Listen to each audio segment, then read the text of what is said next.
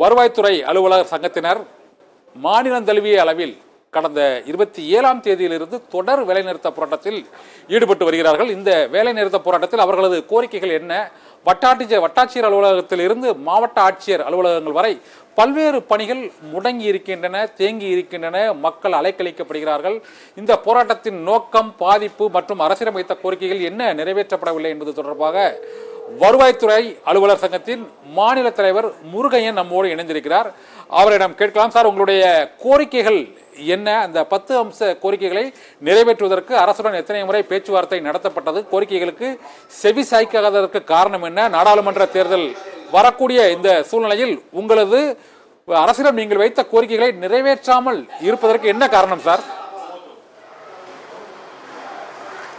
இதுல ஏற்கனவே பல கட்ட போராட்டங்கள்ல அரசு ஏற்றுக்கொள்ளப்பட்ட கோரிக்கைகள் தான். குறிப்பாக வருவாய்த்துறை அலுவலரோட பெயர் மாற்ற கோரிக்கை 2016 அரசாணை வெளியிட்டாங்க.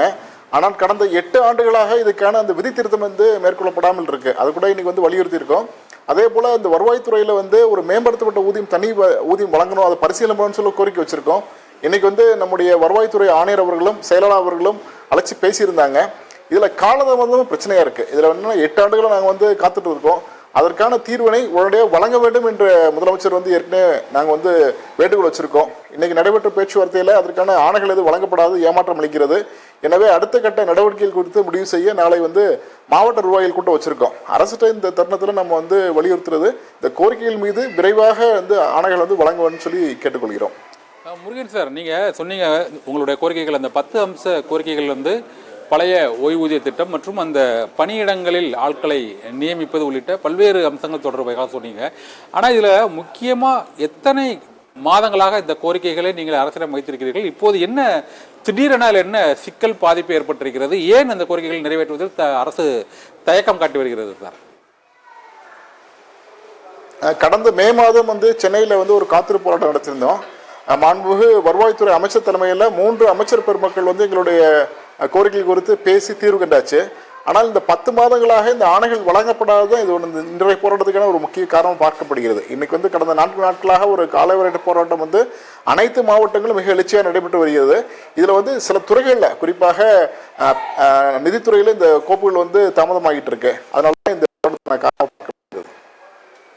கிட்டத்தட்ட ஒரு 315 வட்டாட்சியர் அலுவலகங்கள்ல கிட்டத்தட்ட ஒரு 14,000க்கும் மேற்பட்ட பணியாளர்கள் பணியாற்றி வருகிறார்கள். இந்த சான்றிதழ், சாதி சான்றிதழ் முதல் வருமான சான்றிதழ் வரை பல்வேறு விதமான சான்றிதழ்களை வாங்குவதில் இப்போது மக்கள் பல்வேறு விதமான அலைக்கழிப்புக்கு ஆளாகி வருகிறார்கள். கடந்த 27ஆம் தேதியிலிருந்து இன்று வரை அந்த அவர்களது கோரிக்கைகள் மற்றும் அவர்களது தேவைகளை நிறைவேற்ற முடியாமல் மாவட்ட ஆட்சியர் அலுவலகம் மற்றும் ரெவென்யூ ஆர்ஐ அலுவலகம், அதற்கு அடுத்த வட்டாட்சியர் அலுவலகங்கள் வரை, அதன் பின்னர் மாவட்ட ஆட்சியர் அலுவலகங்களிலும் வருவாய்த்துறை பிரிவு முற்றிலும் இயங்காமல் இருக்கிறது. இந்த பாதிப்பை சரி செய்வதற்கு மற்றும் மக்களுக்கு பாதிப்பு ஏற்படாமல் இந்த போராட்டத்தை நடத்துவதற்கான முயற்சிகள் எடுக்கப்படுதா சார்?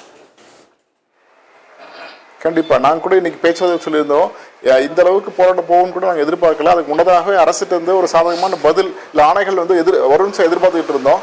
இப்ப பொதுமக்கள் கண்டிப்பா பாதிக்கப்பட்டிருக்காங்க. எங்க சக்கத்தை பொறுத்த மட்டுக்கும் இந்த போராட்டத்தை முன்னதாகவே முடிவு கூட நான் தயாரா இருக்கேன். ஆனால் குறைந்தபட்சமாக இந்த கோரிக்கைகள் குறித்து ஆணைகள் வழங்கப்பட வேண்டும் இந்த வலியுறுத்தி இருக்கும். அதனால வெகு விரைவில் இதற்கான தீர்வு கிடைக்கும் என்ற நம்பிக்கை இருக்கு. மக்களுக்கான பணிகளை தொடர்ந்து பணி செய்ய காத்திருக்கும். அதே போல நாடாளுமன்ற பணிகளும் இதில் பாதிக்கப்பட்டிருக்கு. நிச்சயமாக இந்த போராட்டம் முடிவுக்கு வரும் நிலையில அந்த பணிகளையும் நாங்கள் முழுமையாக மேற்கொள்ளவும் தயாரா இருக்கோம்.